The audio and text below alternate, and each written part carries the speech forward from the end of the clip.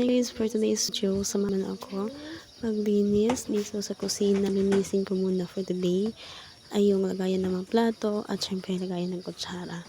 Kasi hindi po maganda yung pakiramdam ko na yan. May lagnat po ako at sipon.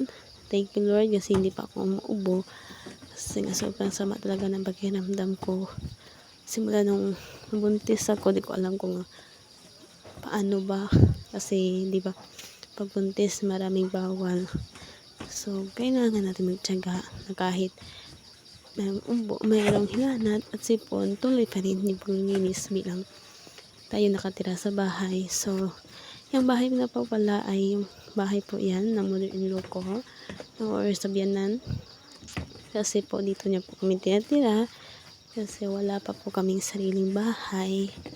Bago lang din po kami nagsama. So, sana nga soon balang araw manifesting na magkaroon ng sariling bahay.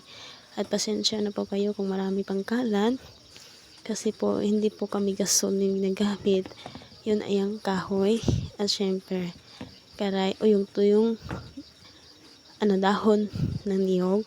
Kailangan natin yan. So yung makikita nyo ay hindi po yan perfectong linis. Nag-iingat lang po ako kasi meron akong lagnat at sipon. Pabalik-balik sila. So, yan lang muna mas yung naisip kong linisin. At makikita nyo yung lagayan ng aming kutsara ay color green. So, hindi ko alam kung bakit green. So, sana manifesting natin white at yung kahoy tayo kahit merong kasi yung favorite color ko no other than purple. So, ayan. Pasensyahan niyo yung mukha ko. Kakagising ko lang at tambak na agad yung aking hugasan. Kaya, inalinis ko muna ang aking lagayan para malinis naman. Ilang araw ko na yung gustong linisin. So, pasensya na rin kayo kung medyo impact sa ilaw kasi pinaano ko na yung sulo, inopen ko para naman hindi madilim. Kasi pag sa kusina ako, nasa kusina na kami, madilim talaga yung part ng kusina, lalo na wala pang pintuan palabas galing sa kusina.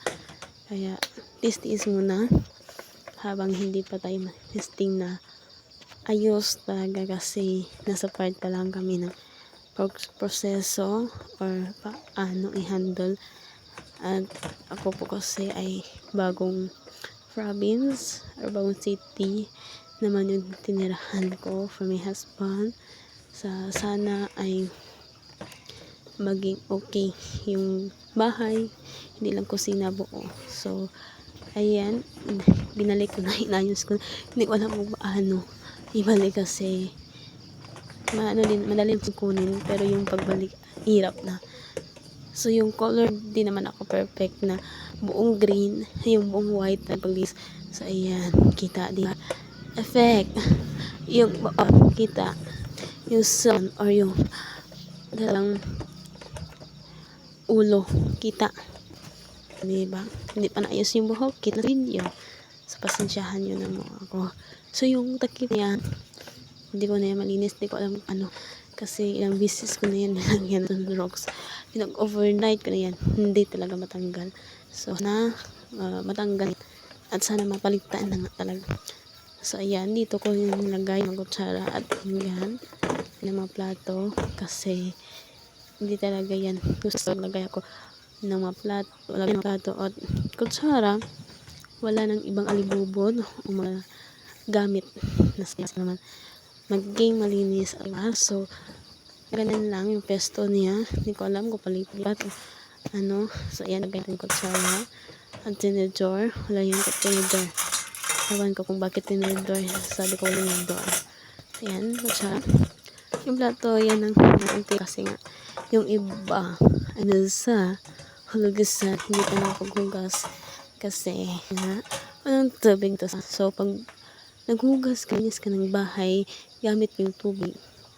Kailangan kong pupunta sa at mag-attach doon kasi doon nakalagay yung tubig na yung host. So, yung tubig na yun ay ginawa yun ng para meron kami kukunan ng tubig. So, ayan, yung mga lagayan na yan, yung Kagaya ng mga labrador. Yan, ako lang po yan. Gawa ko yan. So, hindi ko lang yan. Kasi ano man. So, yan yung mukha ko. Hindi ka aya. So, yan, pasensyahan nyo lang yung mga pimple ko. So, ayan. Nagbuhat na naman ako ng container ng tubig. So, yung mga container na kahilala na yan ay puno yan ng mga tubig. Okay, na mawan ng tubig. So, kailangan namin mag-ipon tubig, kain tubig. So, pasensya na kung yung iba hindi takil. Kasi, panghugas lang din naman yan. Yan kumukuha ng inom namin. So, ayan. Punas-punas para mawala yung mga yung mga lupa o mga iba. Kung ano yung nakagay na yan. So, yung sako na yan po ay laman yan. Yung niyog. Gata sa mga gulay. So, ayan. Wala yung laman. So, kailangan pa namin yan punuin ng tubig. Pero, ayan. Si Nene, si Mara ay puyat na yan. Sobrang hirap kasi konting ka lang hingal na agad. Kailangan muna natin maglinis. Hindi lang sa lababo. Patinig dito sa Emperador. So, ayan. Nangaya ng mga kape, mga patis, langgaw, mga asukal. Gawa ko na rin yan. So, ayan, kita nyo yung mantel at saka lababo. Yung mantel na lamisa at sa lababo. Same. Paano ba naman? Sinin naglagay ng mga mantel. Kasama na rin yung lababo. So, soon, sana mapalitan. At pasensya na kayo sa tambak sa ilang isa. Ganun talaga yun. Wala nga. So, lilinisin ko pa yan. Kukunin ko pa yan. Mayroong tibing sira. Di ko alam kung bakit nandiyan. Kaya rin ang linisin pa natin yan. Lasan muna natin yung sa itaas ng ating parador kasi natin doon yung mga nasa, baso at mga plato at mangkok nakuha galing sa parador kasi kailangan natin linisin na yan. May magpapasko na. Linis muna tayo. Kailangan malinis bago ang bagong diba? Bagong taon na kailangan malinis. So, pasensya na kayo sa camera. Ako lang mag-isa nagbe-video sa real ko. So, pasensyahan na po ako. So, yan. Yung nasa loob ng plastic. So, yan. Sabi ko, wala pa akong lagyan. So, sana pasensyahan mo po, sir, please. Kasi, yan, mga yan ay binibili ko yan at tinatago ko dyan. Kasi, pag hindi ko yan tinatago, papasan. Pagising mo, wala na yan. Kasi, sa mga mga meow na nakain nila. Dito nga pag hindi mo tinago yung ulam mo, balik mo, wala ka ng ulam. Kasi dito yung mga or yung mga meow ay paggalagala lang. Hindi tulad sa ibang lugar na nakulong, pero dito ay wala. So, ayan, yung mga baso or matasa na yan ay nilinisan. Hindi ko alam kung ilang piraso na yan. Sa iba, yan po sa baba, puro yun. Baso at plato at mangkok. So, minsan hindi ko alam kung bakit merong star margarine na walang laman. So, yan ay yung sabon na kagaya ko. Minsan ko din niya gagamit. Alam niyo na, buntis. Lahat kinakalimutan na. Huwag naman yung jowa. So, ayan, maglilinis muna tayo. Yan, yung hindi lang yan lahat ay meron akong pinilkay yun. Yung nalalo ko sa peryahan, diba? Yung best, narong perya, kaya nanalo si Nene or si Marin yun ng taza at maso. So, with a mangkok, diba? Kunti na lang bibili natin para sa sarili nating bahay. So, sayan. Muna ako maglinis niyan. Hindi ko lang kung ibabalik ko pa ba yan. Hindi, or bibili na lang ako ng bago lagayan. So, yan, tumbler. Kailangan pa natin yan dinisan. Yung mga mangkok dito ay pang glass. So, diba? Pang sasya. Kaya, yan po yung mga ayan ay mga sister-in-laws ko, boys-in-laws ko. Kasi nga, yung mga kapatid niya, yung lahat ng regalo na ninang at ninang nila sa kasaliwan nila sa kanilang mother. So, yung ibang baso or tasa, walang hawakan, kahit walang hawakan, carry pa yan. Hanggat magagka, walang babasag, kaya. So, ayan. So, yan, lahat ng yan, igagamit yan. Except lang, pag may visit, yung walang hawakan, ay nakpahiya naman pag walang hawakan. So, ayan. Tamang hawas, tamang kuha sa parador, kahit madilim. Diba? So, minsan, yung sa loob na yan, nilinisan yung kasi mga tanga, mga ipis, mga, yes, itlog or egg ng mga ipis na sa loob ng tasa.